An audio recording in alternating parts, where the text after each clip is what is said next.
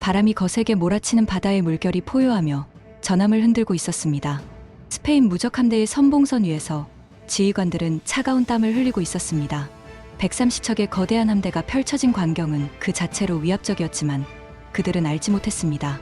그날의 바람이 역사를 바꿀 것이라는 사실을요. 1588년 5월 필리페 2세는 리스본 항구에서 출항하는 함대를 바라보며 확신에 차 있었습니다.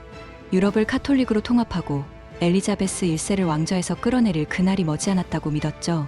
함대는 최신식 전함과 2만 병사 8,000명의 선원으로 무장한 강력한 무적함대였습니다. 하지만 첫 항해부터 일이 꼬이기 시작했습니다. 폭풍이 몰아쳐 항로를 가로막았고 여러 척의 함선이 손상을 입었습니다. 거친 바람 속에서도 함대는 힘겹게 북쪽으로 나아갔지만 자연의 첫 경고를 무시한 대가는 컸습니다. 스페인 함대가 영국 해협에 도착했을 때 켈레 앞바다는 안개로 가득했습니다. 그러나 안개의 저편 영국 해군은 이미 대기 중이었습니다. 프랜시스 드레이크의 얼굴에는 싸늘한 미소가 떠올랐습니다. 그는 알고 있었죠. 이 전투의 키를 쥐고 있는 것은 단순한 숫자가 아니라 전략임을요. 영국 해군은 스페인 함대의 움직임을 교란시키기 위해 기민하게 움직였습니다. 소형 함선들은 거대한 스페인 함선을 포위하며 끊임없이 화포를 쏘아댔습니다. 하지만 진정한 위기는 아직 오지 않았습니다.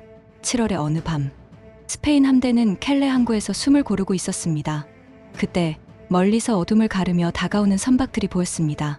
작은 불꽃이 그들의 갑판에서 깜빡이고 있었죠. 화염선이었습니다. 화염선이다. 불길이 다가온다. 함대는 순식간에 혼란에 빠졌습니다. 선원들은 공포에 질려 서로를 밀치며 탈출을 시도했죠.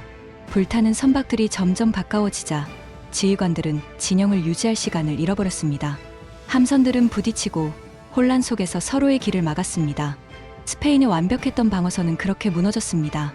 퇴각하는 스페인 함대를 기다리고 있던 것은 북해의 폭풍이었습니다. 선원들은 바람과 싸우며 돛을 조정했지만 거센 파도는 함선을 집어삼킬 듯 몰아쳤습니다. 아일랜드 해안의 표류한 몇몇 선원들은 차가운 바람 속에서 구조를 기다렸지만 그들에게 돌아온 것은 주민들의 냉대와 굶주림뿐이었습니다. 살아남은 자들은 극소수였죠. 무적함대라 불리던 그들은 이제 이름만 남았습니다.